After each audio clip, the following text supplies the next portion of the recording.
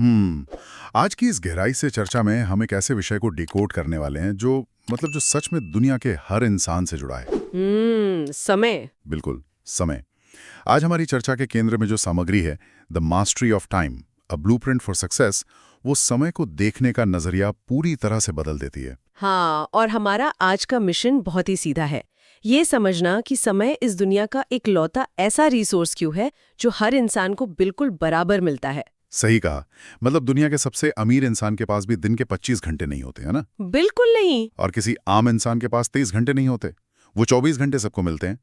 लेकिन सवाल ये है कि इन्हीं 24 घंटों में कुछ लोग पूरी दुनिया बदल देते हैं, इतिहास रच देते हैं। हाँ, और कुछ लोग जिंदगी भर यही शिकायत करते रह जाते हैं कि उनके पास तो कुछ करने का समय ही नहीं है। आखिर ये अंतर आता कहाँ से है? देखिए, ये अंतर असल में समय की मात्रा का नहीं है। तो फिर किसका है? ये हमारी चॉइस का अंतर है। इस चर्चा के स्रोत का जो सबसे दिलचस्प पहलू है वो इसी बात पर प्रहार करता है कि समय दुनिया की सबसे कीमती चीज है। लेकिन हम इसे सबसे सस्ती चीज की तरह खर्च करते हैं। अगर किसी के पैसे डूब जाएं तो एक्स्ट्रा शिफ्ट करके या कोई नया काम शुरू करके उन्हें वापस कमाया जा सकता है। हाँ, पैसा तो वापस आ सकता है। बिल्कुल। अगर कोई अवसर हाथ से निकल जाए तो शायद कुछ सालों बाद वैसा ही एक और अवसर मिल जाए, लेकिन जो आज का दिन निकल गया, जो आज की सुबह बीत गई, उसे तो दुनिया की सारी दौलत देके भी वापस नहीं लाया जा सकता। एकदम सही। बीता हुआ कल कभी रीस्टॉक नहीं होता है। और इसके बावजूद मेरे पास समय नहीं है, ये शायद दुनिया में सबसे ज्यादा बोला जाने वाला झूठ है। हाँ, बिल्कुल। हम सब ने कभी ना कभी इसका इस्तेमाल किया है। ऐसा लगता है जैसे ये अपनी कमियों को छुपाने का एक यूनिवर्सल डिफेंस मैकेनिज्म बन गया है। और लेखक का नजरिया यह बहुत ही बेबाक है। मैं बताना चाहूंगी कि जब कोई कहता है कि मेरे पास समय नहीं है, तो वो असल में समय की कमी से नहीं जूझ रहा होता। तो वो क्या है? ये पूरी तरह से प्रायोरिटीज की कमी होती है। इंसान के पास समय हमेशा होता है, लेकिन वो उस समय को कहाँ निवेश कर रहा है ये तय करता है कि उसके लिए क्या जरूरी है। उदाहरण के लिए, मान लीजिए कोई कहता है कि उसके पास वर्कआउट करने का समय नहीं है। बहुत आम बात है। लेकिन अगर उसी इंसान को कोई गंभीर मेडिकल इमरजेंसी आ जाए तो वो अचानक से उसी 24 घंटे की रूटीन में से रोज 2 घंटे डॉक्टर और टेस्ट के लिए निकाल लेगा। क्या बात है, बिल्कुल सही। समय तो उतना ही था, बस उस काम की अहमियत बढ़ गई। जिस चीज को सच में जरूरी माना जाता है उसके लिए समय अपने आप पैदा हो जाता है। ये एक बहुत ही कड़वा लेकिन सच आईना दिखाने वाली बात है। तो चलिए इसे थोड़ा गहराई से समझते हैं। जरूर। आखिर समय को कंट्रोल करने का मतलब अपने भविष्य को कंट्रोल करना क्यों है? अक्सर लोग टाइम मैनेजमेंट को बस एक कॉर्पोरेट बज़वर्ड समझते हैं। हाँ, जैसे कि ये सिर्फ ऑफिस में काम जल्दी खत्म करने की कोई ट्रिक हो। बिल्कुल, ऐसा ही लगता है लोगों को। लेकिन ये एक बहुत बड़ी गलतफहमी है। टाइम मैनेजमेंट सिर्फ ऑफिस के लिए नहीं है, ये एक पूरा लाइफ फिलॉसफी है। अगर हम इसे बड़े नजरिए से देखें तो समय ही वो कच्चा माल है जिससे हमारा भविष्य बनता है। दुनिया के सफल लोग समय को सोने से भी ज्यादा कीमती मानते हैं। गोल्ड से भी ज्यादा? हाँ, क्योंकि समय का सही प्रबंधन ही भविष्य का प्रबंधन है। अगर कोई इंसान अपने आज के घंटों और मिनटों को दिशा नहीं दे पा रहा है तो वो अपने आने वाले 5 सालों को कैसे दिशा दे सकता है? ये तो है। और मुझे लगता है कि जब समय सही से मैनेज होता है तो सिर्फ काम ही जल्दी पूरा नहीं होता। और क्या फायदे हैं इसके? हमारी जिंदगी से वो जो एक कांस्टेंट स्ट्रेस और पैनिक होता है ना कि अरे ये भी करना है, वो भी छूट रहा है, वो खत्म हो जाता है। बिल्कुल।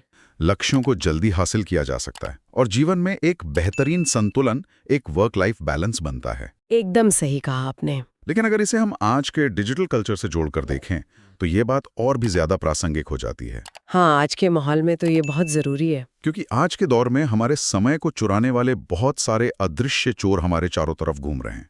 स्रोत सामग्री में इन टाइम थीव्स का बहुत ही सटीक वर्णन है। जी।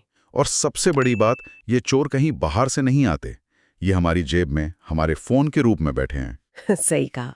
माइंडलेस स्क्रॉलिंग, बिना वजह के नोटिफिकेशंस चेक करना या बस सोफे पर लेटे हुए लगातार वीडियो देखते जाना, बेकार की बातें करना और जरूरत से ज्यादा सोना भी। बिल्कुल, ये आज के समय के सबसे बड़े टाइम थीव्स हैं। और ये सिर्फ एक बुरी आदत नहीं है, ये बाकायदा हमारे दिमाग के डोपामाइन लूप्स का हैक हो जाना है। लोग एक स्क्रीन को देखते हुए घंटों निकाल देते हैं और उन्हें पता भी नहीं चलता। हम सबने कभी ना कभी ऐसा किया है। सोचा था कि सिर्फ 5 मिनट के लिए एक जरूरी ईमेल या मैसेज चेक करेंगे और 45 मिनट बाद? हाँ, 45 मिनट बाद हम किसी अनजान व्यक्ति का व्लॉग देख रहे होते हैं कि वो जंगल में स्विमिंग पूल कैसे बना रहा है। बिल्कुल ऐसा ही होता है। और फिर अचानक एहसास होता है कि आधा दिन तो ऐसे ही निकल गया। और यहीं से एक बहुत ही खतरनाक मनोवैज्ञानिक स्थिति जन्म लेती है, जिसे प्रोक्रेस्टिनेशन कहते हैं, यानी काम को बार बार टालने की आदत। इसके बारे में स्रोत क्या कहता है? इसमें एक बहुत ही प्रभावशाली विचार सामने रखा गया है। काम को टालना केवल किसी टास्क को कल पर छोड़ना नहीं है, ये उससे कहीं ज्यादा गहरी चीज है। अच्छा। हाँ, काम को टालना असल में अपने सपनों को टालना है। या सबसे दिलचस्प बात यह है, जी ये जो छोटी छोटी टालमटोल होती है, जी, ये कैसे हमारे बड़े सपनों को हमसे दूर कर देती है। सुनने में लगता है कि बस एक ही दिन तो टाला है, या बस आधा घंटा ही तो बेकार की बातें की हैं। बिल्कुल।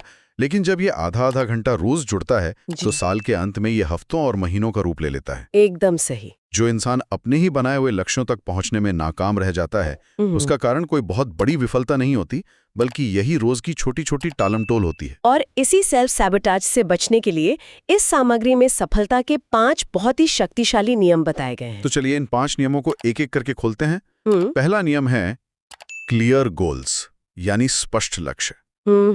मुझे लगता है कि बिना मंजिल जाने सही रास्ता नहीं चुना जा सकता। बिना लक्ष्य के बिताया गया समय सिर्फ समय का कटना है। लेकिन इसका क्यों क्या है? मैं समझाती हूँ।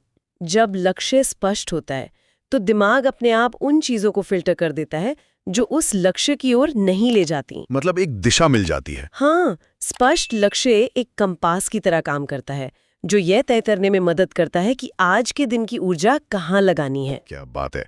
अब आते हैं दूसरे नियम पर, डेली प्लानिंग, यानी दैनिक योजना। इसमें सुबह के 5 मिनट और टू डू लिस्ट बनाने की बात कही गई है। जी। लेकिन जब हम कुछ लिखते हैं तो हमारा दिमाग ज्यादा फोकस कैसे हो जाता है? क्योंकि हमारा दिमाग एक प्रोसेसिंग यूनिट है, स्टोरेज डिवाइस नहीं। इसका काम नए आइडिया सोचना है, चीजों को याद रखना नहीं। तो लिखने से क्या होता है? जब विचार या काम सिर्फ दिमाग में होते हैं तो तनाव पैदा करते हैं, लेकिन जब उन्हें कागज पर उतार दिया जाता है तो उस दिमागी बोझ को बाहर निकाल दिया जाता है। दिमाग ज्यादा फोकस हो जाता है। बहुत ही प्रैक्टिकल बात है।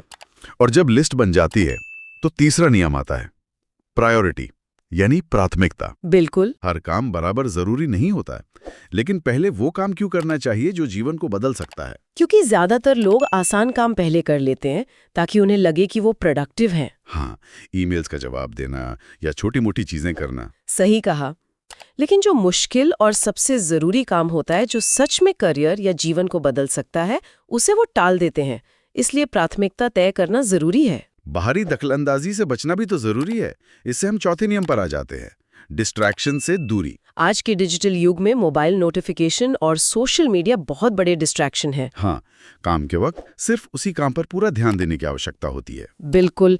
जब हम काम के बीच में एक छोटा सा नोटिफिकेशन भी चेक करते हैं तो अटेंशन रेसिड्यू का शिकार हो जाते हैं। ये अटेंशन रेसिड्यू क्या होता है? इसका मतलब है कि ध्यान वापस काम पर लाने के बाद भी दिमाग का एक हिस्सा उसी मैसेज के बारे में सोच रहा होता है। ओहो।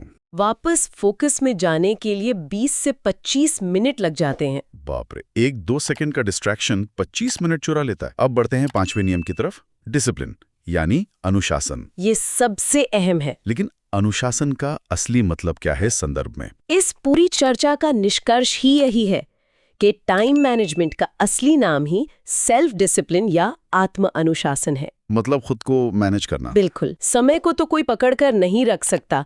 अगर इंसान खुद को कंट्रोल करना सीख जाए, अपनी भावनाओं और आदतों को, तो समय खुद ब खुद कंट्रोल हो जाता है। वाह, तो ये 5 नियम, स्पष्ट लक्ष्य, दैनिक योजना, प्राथमिकता, डिस्ट्रैक्शन से दूरी और अनुशासन, बहुत ही पावरफुल हैं। ये हाँ। अब जब हम चर्चा के अंत की ओर बढ़ रहे हैं, मैं पूरी चर्चा को एक बहुत ही खूबसूरत रूपक के साथ समेटना चाहूंगा जो स्रोतों में दिया गया है। खजाने वाला रूपक? हाँ, हर सुबह मिलने वाला 24 घंटे का नया खजाना। ये सच में बहुत गहरा विचार है। ये पूरी तरह से इंसान पर निर्भर करता है कि वो हर सुबह मिलने वाले इस खजाने को सपनों को पूरा करने में खर्च करता है या बेकार की चीजों में बर्बाद कर देता है। बिल्कुल। तो हमारी इस चर्चा का सार यही है, मोबाइल कम, फोकस ज्यादा, शिकायत कम, एक्शन ज्यादा। बहुत सही। क्योंकि जो समय की कीमत समझता है, समय उसे दुनिया की कीमत दिला देता है। टाइम मैनेजमेंट ही सक्सेस मैनेजमेंट है। एकदम सही। और सुनने वालों के लिए सोचने वाली एक बहुत दिलचस्प बात यह है। जी बताइए। स्रोत सामग्री में बताया गया है कि काम को टालना असल में सपनों को टालना है। तो सवाल ये उठता है कि जब कोई इंसान केवल मोबाइल पर कुछ अतिरिक्त मिनट्स बिताने के लिए किसी जरूरी काम को टालता है, तो क्या उसे इस बात का एहसास होता है कि वो अनजाने में अपने किस बड़े सपने को भविष्य में पीछे धकेल रहा है? ये सोचने वाली बात है सच में। समय का ये खजाना हर सुबह मिलता जरूर है, लेकिन कल वाले खजाने से आज छूटे हुए सपने नहीं खरीदे जा सकते।